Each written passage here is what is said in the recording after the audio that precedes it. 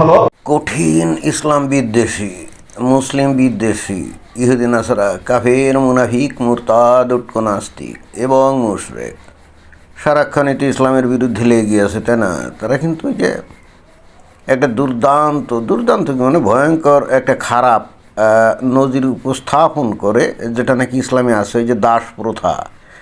এবং সেই হেতু দাস প্রথা মানে কি, দাস দাসী প্রথা আর কি। তো তারা অভিযোগ করে, কোরআন হাদিস থেকে বিভিন্ন রেফারেন্স দিয়ে দেখায় যে দেখো ইসলাম কত অসভ্য এবং বর্বর একটা ধর্ম, যা নাকি দাস প্রথাকে বৈধ করেছে এবং দাসীবান্দি রেখে তাদের সাথে যৌন সুখ অনুভব করা যাবে, এটাই তারা বলে। যদিও আমার কাছে মনে হয় যে এটা তারা ঈর্ষান্বিত হয়ে বলে। তারা নিজেরাও যে দাসী প্রথা চায় না তা না, এখন মানে নামকা আসতে নিজেদের মানবতা দেখায় আর কি, হিউম্যান রাইটস হ্যান ত্যান হাবি যাবি। কিন্তু ভিতরে তো তারাও লুচ্ছা নাকি, তারাও তো ঘরে বউ রেখে বিভিন্ন জায়গার অঙ্গ তামাশা করতে গিয়ে অনেক ক্ষেত্রে তো ধরাও খায় নাকি। তো সেই দিক দিয়ে হিসাব করলে তারাও মনে মনে দাসীর সাথে যৌন সহবাস করতে চায়, কিন্তু তারা এক ধরনের মুনাফিক আমার কাছে মনে হয়, কিন্তু পরিষ্কার করে বলে না। আর তখন তাদের এই রাগ গিয়ে পড়ে কাদের ওপর, ইসলামের ওপর এবং মুসলিমদের ওপরে। এবং তখন তারা বলে যে দেখো ইসলাম কত অসভ্য, কত বর্বর ধর্ম, অমানবিক ধর্ম, যেখানে এক শ্রেণীর লোকদেরকে দাস এবং দাসী হিসেবে রাখা যায়, যেটা নাকি আল্লাহর নির্দেশ, এবং খোদ নবী নিজেও নাকি এই দাসী টাসী রাখতেন। ওই যে দাসী মারিয়া কিপ্তিয়া বলে নাকি তার একটা দাসী ছিল, এটাও তারা বলে। এবং শুধু তাই না, তারা এটাও বলে যে ওই দাসীর গর্ভে, মানে মারিয়ার গর্ভে, দাসী মারিয়ার গর্ভে একটা বাচ্চা হয়েছিল, নাম কি ইব্রাহিম। 18 মাস বয়সে সে ইব্রাহিম মারা যায়, তাই না? এই সমস্ত বলে নবীর চরিত্র হননের চেষ্টা করে ইহুদি নাসারা, কাফের, মুনাফিক, মুরতাদরা অলওয়েজ, যেটা আমি দেখি। আর ওদিকে সুটেড বুটেড ভদ্র পোশাকের ওই রসালো টাইপের মুমিন, যেটা নাকি আসলে ওই যে মডারেট মুসলমান, তারা বলে না এই দাস প্রথা এইটা নবীর আমলে ছিল, তৎকালীন প্রেক্ষাপটে ছিল, এইটা ইসলামে এখন নাই, ইসলাম তো দাস প্রথা রদ করে দিয়েছে, এই কথায় বার্তাগুলো বলে। এবং আমিও মনে করতাম ঘটনা মনে হয় এরকম হলে সত্য হলেও হতে পারে, বাট কথা নেই বার্তা নেই, এক হুজুর এসে এই তথাকথিত এই যে মডারেট মুসলমান, অর্থাৎ রসালো মুসলমান, তাদের মুখে ছাই দিয়ে হুজুর কিন্তু বলা শুরু করছে। আচ্ছা, নিজের মুখে কি বলি, আমরা হুজুরের কাছ থেকে শুনি নাকি? স্ত্রী, আরেক হচ্ছে দাসিকা।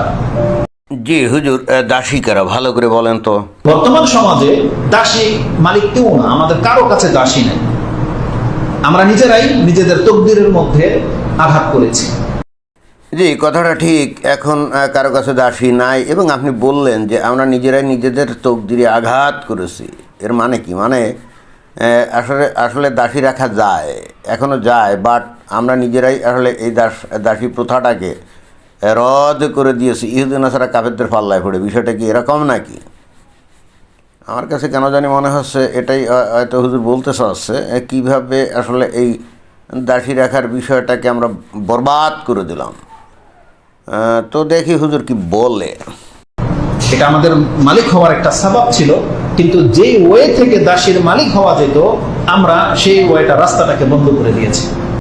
আচ্ছা, তার মানে দাসী পাওয়ার একটা সিস্টেম ছিল, নবীর সময় ছিল, আল্লাহ এইটা নির্দেশ করে দিয়েছিল, এবং এখনও এইটা পাওয়া যাইতো যদি আল্লাহর নির্দেশ এবং নবীর নির্দেশ এখনও পালন করা হতো ঠিকঠাক মতো, এটাই তো। অর্থাৎ অন্য কথা আপনি বলতে চাচ্ছেন যে সেই 1450 বছর আগে আল্লাহ তার কোরআনে এবং নবী তার হাদিসে দাসী পাওয়ার জন্য যে বিধিবিধান দিয়ে গেছে, বর্তমানে মুমিন মুসলমানরা সেই বিধিবিধানের অনুযায়ী যে সিস্টেমে দাসী পাওয়ার কথা, সেটা এখন বাদ দিয়ে দিয়েছে। অর্থাৎ আল্লাহ এবং নবীর নির্দেশের বিরুদ্ধে গিয়ে বিদ্রোহ ঘোষণা করে ইহুদি নাসারা কাফেরদের পাল্লায় পড়ে এই মুমিন মুসলমানরা এটা বাদ দিয়ে ফেলছে নাকি ভুলে গেছে? পরিষ্কার করে বলেন তো। সেটা ছিল একমাত্র আল্লাহ সুবহানাহু ওয়া তাআলার পথে সংগ্রাম, জিহাদ করা। জিহাদের মাধ্যমে আমরা যদি পরাস্ত করতে পারতাম কাফেরদেরকে, তাহলে ওদের মহিলাদেরকে দাসী করে গ্রহণ করা যেত।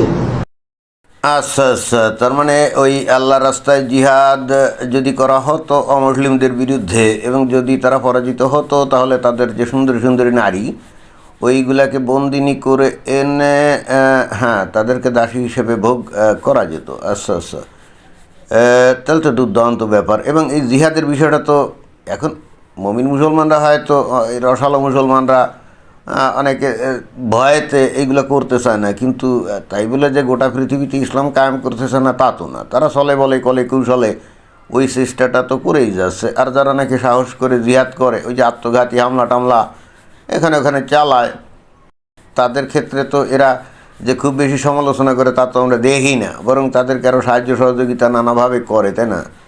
তো যাই হোক, এখন কথা হচ্ছে যে জিহাদের কাজ তো শেষ হয়ে যায় নাই হুজুর। এখনকার এই রসালো মুসলমানরা তারা ইহুদি নাসারা কাফেরদের পাল্লায় পড়ে আপাতত জিহাদ করতে পারছে না, আসলে করতে পারছে না। শক্তি সামর্থ্য কম, ইহুদি নাসারা কাফেরদের অনেক শক্তি সামর্থ্য, এই জন্যই আসলে করে না। খামোখা কচু কাটা হবে নাকি? কিন্তু তাই বলে তো জিহাদ বন্ধ হয়ে যায় না, এটা তো কিয়ামতের আগ পর্যন্ত চালু, তাই না?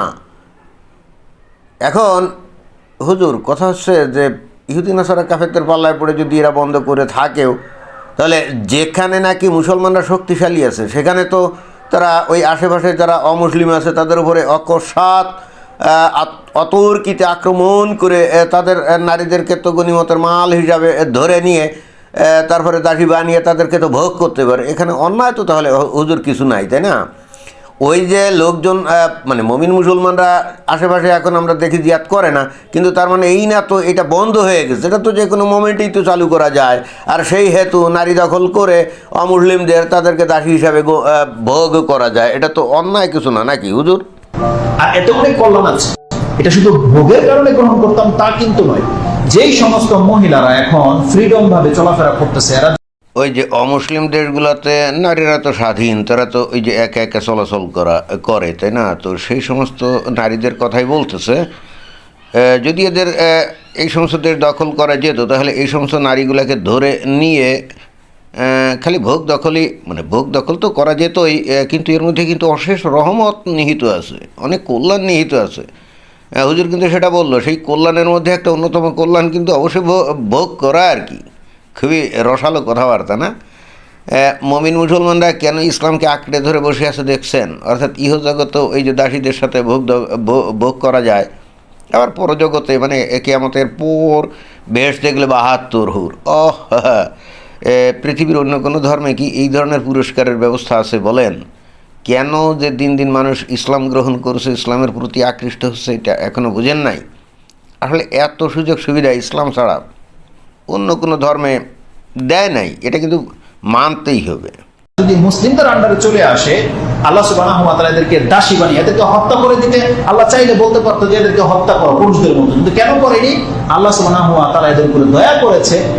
জি হুজুর, বুঝতে পারছি যে আল্লাহ সুবহানাহু তাআলা এদের প্রতি দয়া করেছে। দয়া করেছে মানে হচ্ছে কি, ওরা যখন ওই যে মুসলমানদের অধীনে চলে আসবে তখন তো দাসী হবে, তাই না? তো এখন ওরা তো তন্নি তরুণী নারী, তো ওদের দেহের মধ্যেও তো ওই যে যৌন স্পৃহা আছে, তো সেই যৌন স্পৃহা তারা মিটানোর জন্য তার মনিব আছে, মনিব সেটা করবে, তাই না?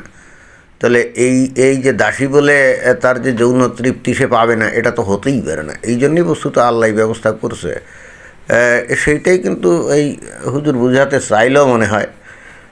কিন্তু প্রশ্ন হচ্ছে হুজুর, যদি মানে মুসলমানরাই যে জিতে যাবে এমন তো কোনো কথা না। যদি অমুসলিমরা জিতে যায় তখন এই মুসলমান নারীগুলাকে কি তারা ওই দাসী হিসাবে ভোগ করতে পারবে কি না, এটাও তো আমার মনে হয় একটু বলা উচিত ছিল, তাই না?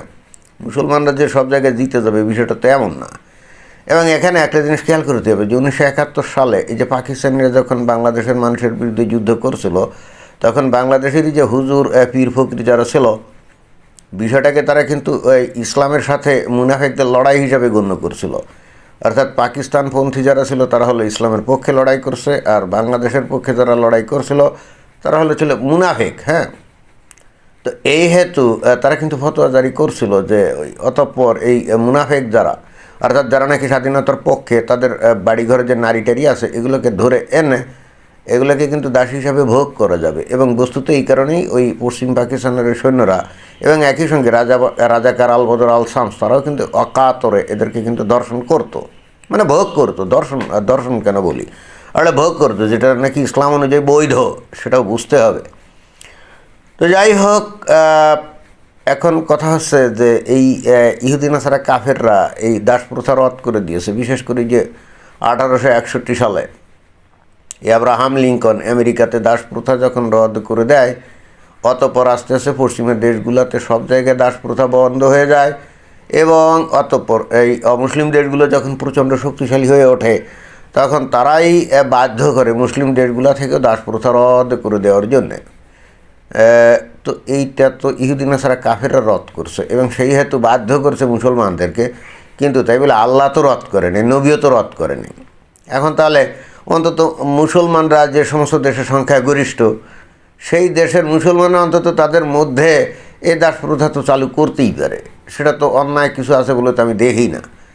এবং একটা জিনিস খেয়াল করতে হবে যে এই আইএস যারা নাকি আবু বকর আল বাগদাদির নেতৃত্বে সিরিয়া ইরাকে ওই যে খিলাফত কায়েম করেছিল না, সেখানে ওই যে ইয়াজিদি নারীদেরকে ধরে ধরে এরা কিন্তু দাসী হিসাবে ভোগ খালি করতোই না, ওপেন মার্কেটে নিলামে কিন্তু বিক্রিও করতো। এই ভিডিও আপনারা দেখছেন। তথাকথিত মডারেট মুসলমানরা বলতো এইটা ইসলাম বিরোধী, এটা হারাম, তারা ইসলামের নাম ব্যবহার করে এগুলো করছে। কিন্তু ঘটনা যে মোটেও তা না, অন্তত এই হুজুরের বক্তব্য থেকে তো পরিষ্কার, তাই না? এবং ইন্টারেস্টিং ব্যাপার হচ্ছে কোরআন হাদিসে কিন্তু ভুরি ভুরি এই রেফারেন্সগুলো আছে। যেমন উদাহরণস্বরূপ সূরা নিসার 24 নম্বরে যান না, তারপরে আপনি ওই সূরা আল মুমিনুনের 23 নম্বর যে সূরা, তার 5 এবং 6 নম্বর আয়াতে দেখবেন পরিষ্কার বলা আছে, সেখানে মুমিন মুসলমানদেরকে তার স্ত্রী এবং অধীনস্থ দাসীদের সাথে যৌন সঙ্গম করার অনুমতি দেওয়া হচ্ছে। তো এগুলো তো কোরআন হাদিসে একেবারে আইনত বৈধ, একেবারে হালাল। এগুলো দেখার পরও এই যে কিছু মুমিন মুসলমান, আসলে এরা হচ্ছে কি, এরা তো আসলে মুনাফেকও না, ভিতরে ঠিকই ইসলাম কায়েমের স্বপ্ন দেখে, তাকিয়াবাজি করে, মিথ্যা কথা বলে, তাই না? ইসলাম প্রতিষ্ঠার জন্যে মিথ্যা কথা বলা বা প্রচার করাটা কিন্তু বৈধ, ওরা এটাই বলে আর কি। তো যাই হোক, অন্তত মানে মুসলিম দেশগুলোর মধ্যে কিন্তু দাসী প্রথা চালু করলে খারাপ হয় না, মজা তো নেওয়া যেত নাকি? আমাদের এই পুরুষ মানুষের চরিত্র আপনারা তো জানেন যে ফুলের মতো পবিত্র, তাই না? ঘরে বউ থাকলেও ওই অনেকে আসে না, এদিক ওদিক ঢু মারে, অনেক ক্ষেত্রে ধরা খেয়ে তো বহু ঝামেলার মধ্যেও পড়ে। যদিও অবশ্য বাংলাদেশে ইদানিং দেখলাম যে হাইকোর্ট থেকে রায় দিয়েছে যে দ্বিতীয় বিয়ে করতে আর প্রথম স্ত্রী অনুমতি লাগবে না। কিছুটা হলেও অন্তত মুমিন মুসলমানের চাহিদার কথা হাইকোর্ট উপলব্ধি করেছে, জন্য তাকে ধন্যবাদ। কিন্তু আমার মনে হয় যে খালি দুই বিয়ে, মানে দ্বিতীয় বিয়ে বা তৃতীয় বিয়ে করতে স্ত্রী অনুমতি লাগবে না, এটা ছাড়াও এই দাসী রাখার বিষয়টাও মনে হয় বৈধ করা উচিত। এবং একই সঙ্গে যে মুতা বিয়ে, মানে সাময়িক বিয়ে, যেটা কিন্তু ওই যে সূরা নিসার 24 নম্বর আয়াতে পরিষ্কার বলা আছে, এবং নবী নিজেও কিন্তু তার সাহাবীদেরকে এই সাময়িক বিয়ে করার জন্য অনুমতি দিয়েছিলেন বলে বহু সহিহ হাদিস বিদ্যমান। তো খালি কি ওই বিয়ে করতে গেলে মানে তৃতীয় বিয়ে করতে গেলে প্রথম স্ত্রী অনুমতি লাগবে না, এইটুক বললে কি হবে? তাতে কি মুমিন মুসলমানরা খুশি হবে না? এখন এই দাসী রাখার বিধানও মানে চালু করতে হবে। এবং হাইকোর্টের নির্দেশ এবং একই সঙ্গে যে মুতা অর্থাৎ সাময়িক বিয়ে, আমার ধারণা যে এটা এখন সময়ের দাবি, এটা করতেই হবে, নইলে মুমিন মুসলমানদের ইমানদণ্ড তো ঠিক রাখতে হবে। আবার বৈচিত্র্য পিয়াসীও তো আছে, একই নারীর সাথে যৌন সঙ্গম তো স্বপ্ন ভালো লাগে না, একটু বৈচিত্র্য তো থাকতে হবে। এই জন্য 2-3 বউ বা মুতা বিয়ে বা দাসী, এগুলো দেখছেন যে আল্লাহ কিন্তু ওই পুরুষদের চাহিদার দিকে তীক্ষ্ণ নজর রেখে কোরআনে আয়াত নাজিল করেছে এবং নবীও কিন্তু সেই জিনিসগুলোকে ব্যাখ্যা করে এবং নিজ জীবনে সেগুলো কিন্তু বাস্তবায়ন করে গেছেন, তাই না? এই জন্যই কিন্তু ইসলামের মাহাত্ম্য, this is the beauty of Islam.